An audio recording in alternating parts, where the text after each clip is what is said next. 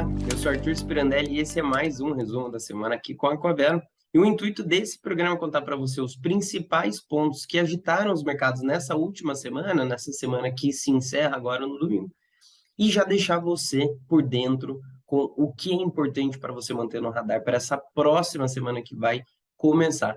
Tanto olhando aqui para o Brasil, quanto olhando para o mundo, quanto para falas de pessoas importantes no cenário macroeconômico, indicadores, notícias e por aí vai. A gente vai comentar aqui sobre essa primeira semana do mês de outubro, que foi uma semana bastante positiva para o nosso mercado, e você vai entender no detalhe o porquê.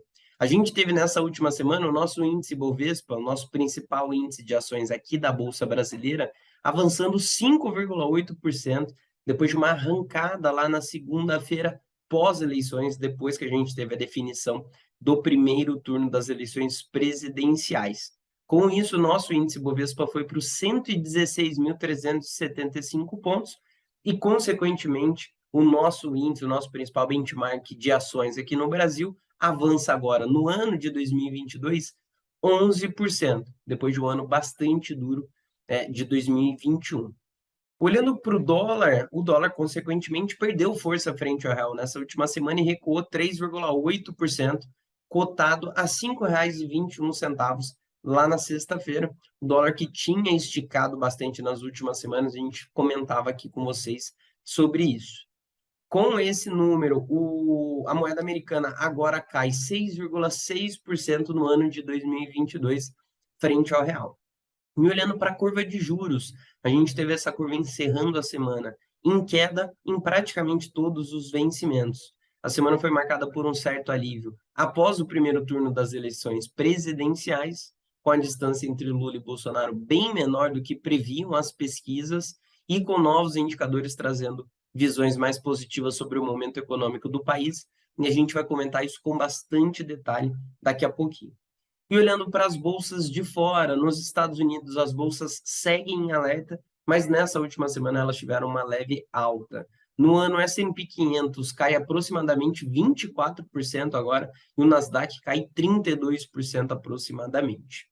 Começando a nossa volta ao mundo, para a gente entender o que aconteceu lá fora nesta última semana, a gente seguiu tendo falas de dirigentes do Federal Reserve, o Fed, que é o Banco Central dos Estados Unidos, ainda mexendo bastante com o mercado, sempre depois de uma decisão de política monetária lá do Fed, os membros do Fed se comunicam com o mercado e trazem aqui pontos de atenção, trazem suas ressalvas, o mercado fica de olho nisso, exatamente para entender o comportamento do órgão. A Lisa Cook disse apoiar, abre aspas, altas preventivas, fecha aspas, dos juros contra a inflação que ela considera teimosamente alta.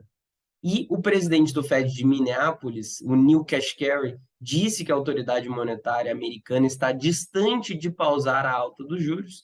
E a gente teve ainda a presidente do Fed de São Francisco, a Mary Daly, dizendo que são necessários mais aumentos de juros e de que é errado precificar cortes na taxa de juros para 2023, já logo de cara assim. Então o mercado acompanhou isso bastante de perto para entender o que a gente deve esperar do Fed nas próximas reuniões e no movimento de juros lá dos Estados Unidos. Levando para os indicadores, o mercado estava bastante atento ao payroll. Sempre que a gente tem divulgação de payroll, o mercado para analisar o dado, porque esses dados do mercado de trabalho dos Estados Unidos indicam várias coisas para o mundo, principalmente nesse momento, a força que o mercado de trabalho está para que o Fed seja capaz, possa fazer aumentos mais fortes aqui, obviamente, para não desestabilizar muito o momento econômico lá dos Estados Unidos. A gente teve o Departamento de Trabalho dos Estados Unidos divulgando que foram criadas 263 mil vagas de emprego fora do setor agrícola em setembro, e esse número é menor do que apontava o consenso do mercado, que era de 270 mil, e abaixo também do dado de agosto, que veio em 315 mil vagas. A taxa de desemprego caiu a 3,5%, ante expectativa de estabilidade em 3,7%, e o payroll registrou seu menor avanço mensal desde abril de 2021, quando a gente teve um dado de 263 mil. A taxa de desemprego ficou numa baixa de 50 anos, nos 3,5%, e os ganhos médios por hora trabalhada subiram lá nos Estados Unidos. Ainda em dados de emprego, a gente teve também o relatório JOLTS, que indicou o recuo de 1,1 milhão de vagas em agosto para 10,05 milhões, e a folha de pagamentos do ADP, que mostrou um aumento de 208 mil empregos privados no mesmo período. Por fim, a gente teve também os dados de seguro-desemprego, que saem toda quinta-feira nos Estados Unidos e que vieram acima do esperado, indicando uma piora no mercado de trabalho também. Esses dados são muito importantes, como eu comentei, para a gente entender como vai ser também o movimento do Fed daqui para frente. Ainda em indicadores, a gente teve o ISM de serviços, que registrou 56,7 pontos, acima do projetado, que era de 56, e o grupo de novos pedidos e o de atividade continuam em elevado patamar, de 60,6 e de 59,1 pontos, respectivamente. Por sua vez, a grande surpresa foi no indicador de emprego, que acelerou de 50,2 para 53 pontos. E lembrando que sempre que a gente fala de números acima de 50, a gente está falando de uma aceleração, de um avanço no indicador. Na zona do euro, a gente teve a ata da última reunião do Banco Central Europeu, trazendo uma preocupação crescente com o potencial de inflação autorreforçada com os pacotes fiscais dos governos e com a fraqueza do euro. Três fatores que podem manter a inflação na região mais elevada, mesmo diante de uma recessão. Essa zona do euro que vive um momento bastante delicado, com crise energética, com inflação persistente e com as economias por lá já mostrando um enfraquecimento bastante considerável. O euro perdeu aquele patamar de comparação ali com o dólar, está num valor bem mais baixo do que o dólar para a gente aqui hoje e também na paridade entre as moedas diretas. Por lá, a gente teve as vendas no varejo caindo 0,3% em agosto, ante julho, em linha com o estimado, que era uma queda de 0,4%.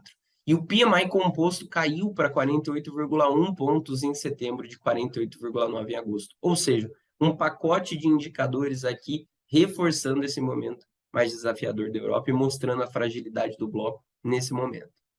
No radar corporativo, a gente viu diversas notícias ao longo dessas últimas 2 semanas sobre o Credit Suisse e essa crise de confiança que paira sobre o Credit Suisse, que é o segundo maior banco da Suíça e um dos maiores do mundo, se agravou neste começo de semana, lá nos primeiros dias dessa última semana.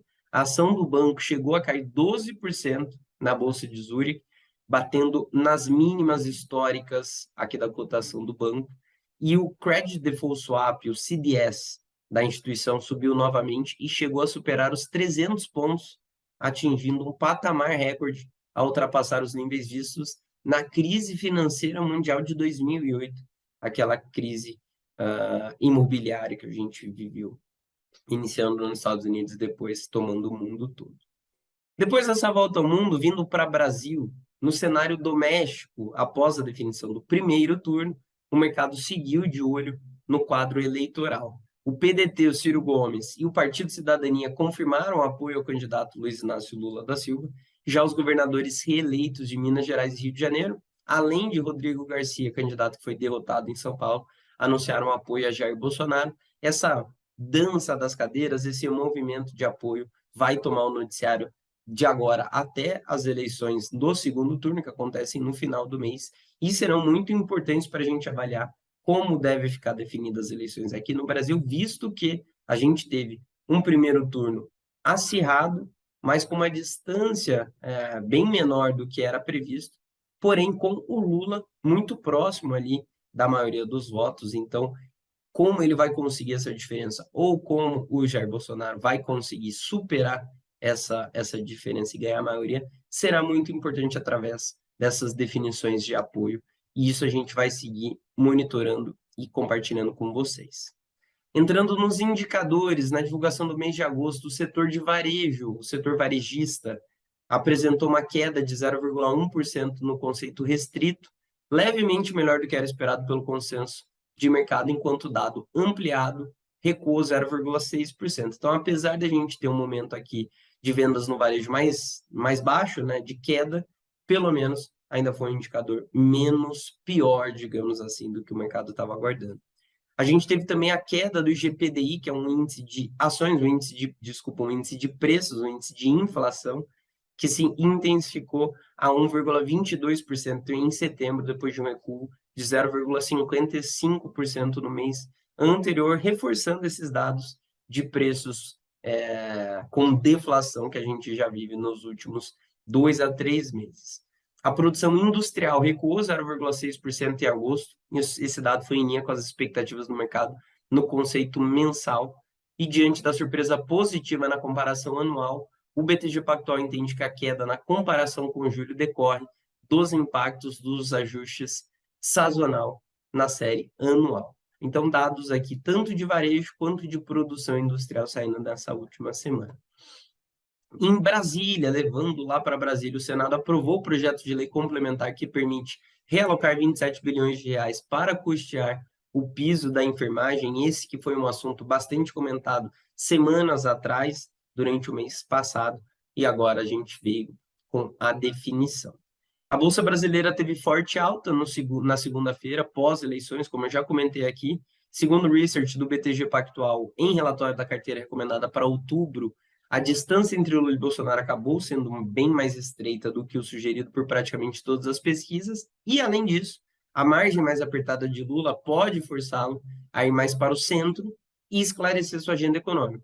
Por fim, a configuração da Câmara e do Senado, através dessas eleições, aliviou os investidores por ter uma configuração menos polarizada, digamos assim, e levando dificuldades para os candidatos, para o candidato que for eleito, em passar toda a sua agenda planejada. No radar corporativo, papéis com exposição a eleições estaduais, como a Sabesp e a Copasa, subiram 16% e 12%, respectivamente, na segunda-feira, repercutindo principalmente a ascensão do candidato Tarcísio de Freitas no primeiro turno paulista e a reeleição do governador Romeu Zema em Minas Gerais. E, por fim, para a gente finalizar a nossa volta, entre as commodities, o preço do petróleo reagiu após a OPEP+, a Organização dos Países Exportadores, Produtores de Petróleo, anunciar que irá cortar a produção de petróleo em 2 milhões de barris por dia. Com a notícia, o barril do Brent terminou a semana com uma alta de 15%, exatamente por essa queda na oferta que teremos daqui para frente. Para essa próxima semana, o que é importante ter no radar? No exterior, lá fora, o destaque será a divulgação dos dados de produção industrial para o Reino Unido e zona do euro, e nos Estados Unidos, a atenção para a divulgação da inflação e novos pedidos de seguro-desemprego para a gente avaliar o momento da economia por lá. Por aqui, entre os dados econômicos, a gente tem destaque para a divulgação do IPCA, a gente vai ter a inflação consolidada do mês de setembro e volume de serviços do mês de agosto. E você não precisa esperar o próximo resumo, o próximo domingo, para você ficar por dentro de tudo que acontece no mercado financeiro. Nós estamos todos os dias, através das redes da Aquavero, te municiando, te informando no momento e no formato que você preferir. A gente está no Instagram e no Telegram o tempo inteiro, divulgando notícias, conteúdos próprios, relatórios, análises. A gente está no Twitter, no Facebook, a gente está também no nosso canal do YouTube, com várias playlists educativas para te manter informado, mas também para te ensinar um pouco mais sobre esse mundo dos investimentos, assim como a gente tem nos nossos canais de podcast, nos principais agregadores de podcast do mercado. E, por fim, a gente está também no TikTok, numa versão mais leve, mais descontraída, e no LinkedIn, numa versão mais profissional, contando mais da nossa empresa. Você é nosso convidado para nos acompanhar em todas as redes, interagir com a gente e nos contar o que mais que a gente pode te enviar, te deixar ainda mais informado. Combinado? Amanhã de manhã a gente manda para vocês o nosso Manhã no Mercado em todas as redes, contando quais vão ser os principais dados da sessão, e no final do dia a gente divulga o nosso Tocando o Sino, contando como foi o pregão, e a gente segue nessa atuada durante toda a semana. Tá bom? A gente se vê em breve.